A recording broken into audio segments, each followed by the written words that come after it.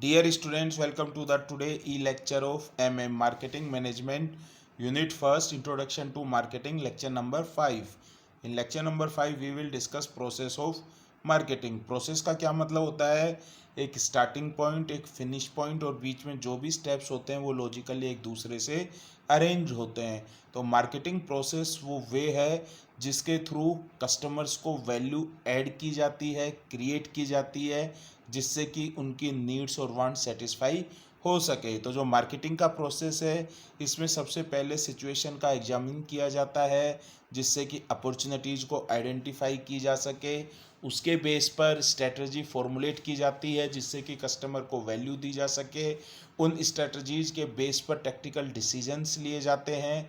उसके बाद प्लान को एग्जीक्यूट किया जाता है और जो रिजल्ट्स होते हैं उनको मॉनिटर किया जाता है. तो ये जो कंप्लीट सीक्वेंस है इसे ही हम क्या बोलते हैं? मार्केटिंग प्रोसेस बोलते हैं. तो बेसिकली मार्केटिंग प्रोसेस है वो 4 स्टेप प्रोसेस है जिसमें फर्स्ट स्टेप क्या है? Situation analysis.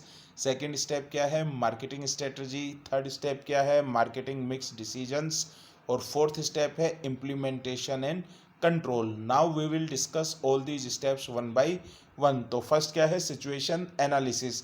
जैसे नाम से ही पता है सिचुएशन एनालिसिस का क्या मतलब है?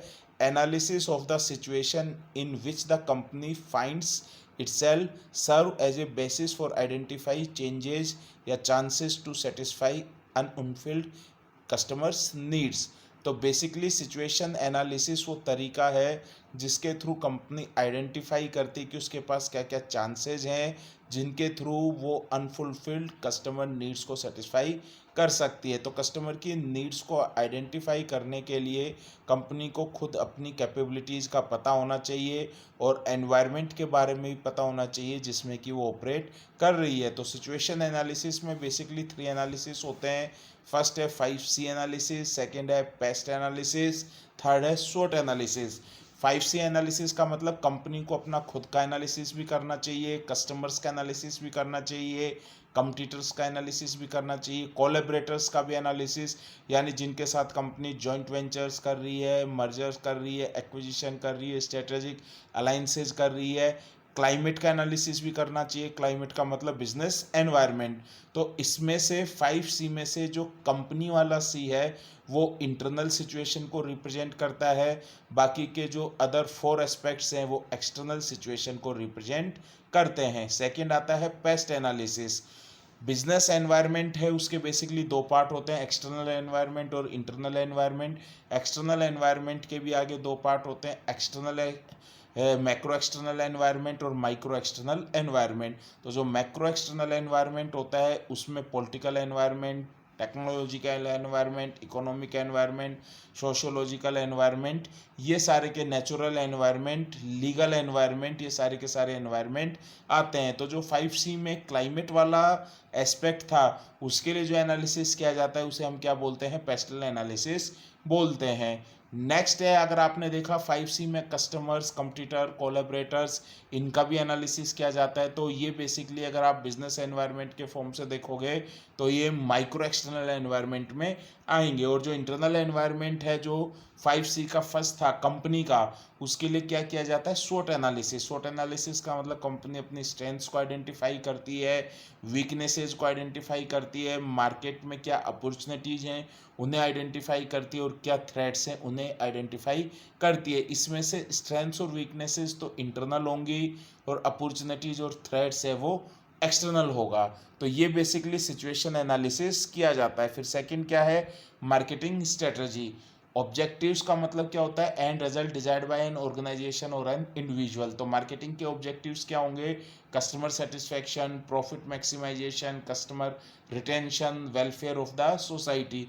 तो इन ऑब्जेक्टिव्स को अचीव करने के लिए जो टूल्स और टेक्निक्स बनाई जाती हैं उन्हें ही हम क्या बोलते हैं? मार्केटिंग स्ट्रेटजीज बोलते हैं. तो सबसे पहले आपने सिचुएशन एनालिसिस के बेस पर बेस्ट अपॉर्चुनिटी को आइडेंटिफाई कर लिया जिसके बेस पर आप कस्टमर की अनफुलफिल्ड नीड्स को सेटिस्फाई कर सकते हो. तो उसके बेस पर एक स्ट्रेटजी बनानी पड़ेगी.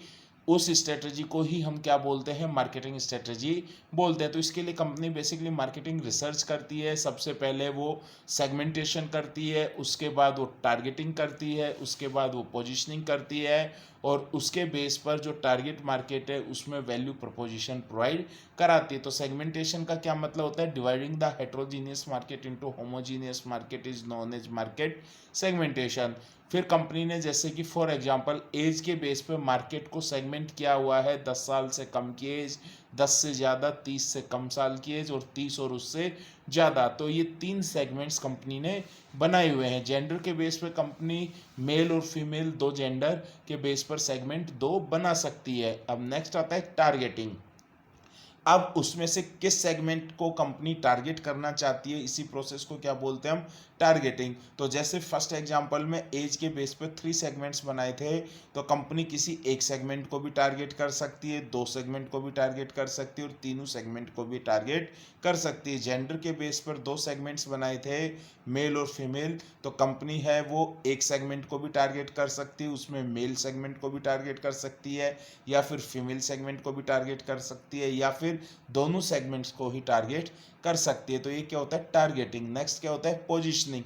जिस तरीके से एक कंपनी ने मार्केट का सेगमेंटेशन किया, टारगेटिंग की, उसी तरीके से कंपटीटर भी तो मार्केट का सेगमेंटेशन और टारगेटिंग कर रहा है। तो कस्टमर है आपका प्रोडक्ट क्यों परचेज करे, तो इसके लिए कंपनी को कस्टमर के माइंड में अपने प्रोडक्ट की एक अलग से इमेज क्रिएट करनी होती है, जिसे ही हम क्या बोलते हैं? पोजीशनिंग बोलते हैं। तो ये सारे के सारे स्ट्रेटजी के पार्ट है। तो जो मार्केटिंग स्ट्रेटजी होती है इसे STP स्ट्रेटजी बोलते हैं। S stands for segmentation, T stands for targeting और P स्टैंड्स फॉर पोजीशनिंग। और इन सब के बेस पर उस टारगेट मार्केट में वैल्यू प्रपोजिशन तैयार किया जाता है। फिर अब नेक्स्ट क्या आएगा? Marketing mix decision. अगर कंपनी ने ये डिसाइड कर लिया कि उसे एक से ज़्यादा सेगमेंट को टारगेट करना है या एक सेगमेंट को टारगेट करना है, तो अब कंपनी हर सेगमेंट के लिए अलग से प्रोडक्ट बनाएगी, उसकी प्राइस डिसाइड करेगी, उसका प्रमोशन करेगी और उसका डिस्ट्रीब्यूशन करेगी। तो प्रोडक्ट, प्राइस, प्लेस, प्रमोशन, इसे ही क्या बोलते हैं? मार्केटिंग मिक्स बोलते हैं। तो स्ट्रेटजी के बेस पर कंपनी है वो मार्केटिंग मिक्स के डिसीजन लेगी कि एक सेगमेंट के लिए प्रोडक्ट बनाना है, 2 सेगमेंट के लिए, 3 सेगमेंट के लिए, उनकी क्या प्राइस होनी चाहिए, कैसे प्रमोशन होना चाहिए, कैसे डिस्ट्रीब्यूशन होना चाहिए। नेक्स्ट क्या आएगा? Implementation and control. जब कंपनी ने एक बार मार्केटिंग स्ट्रेटजी बना ली, उसके बाद उसकी जिम्मेदारी क्या होती है कि उस प्लान को वो एग्जीक्यूट करे और उसके बाद एग्जीक्यूशन को ही हम क्या बोलते हैं? इम्प्लीमेंटेशन।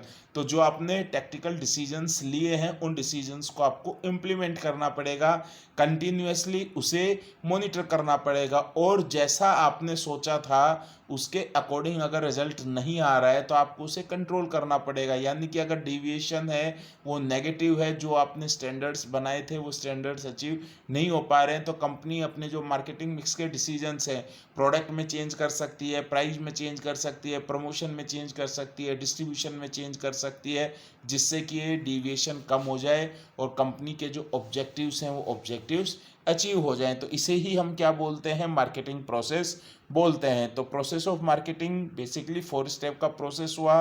कौन कौन से स्टेप हुए? Situation analysis, marketing strategy, marketing mix decisions और इम्प्लीमेंटेशन एंड कंट्रोल। तो इसी के साथ ही आपका ये लेक्चर नंबर 5 कंप्लीट होता है। Thank you very much.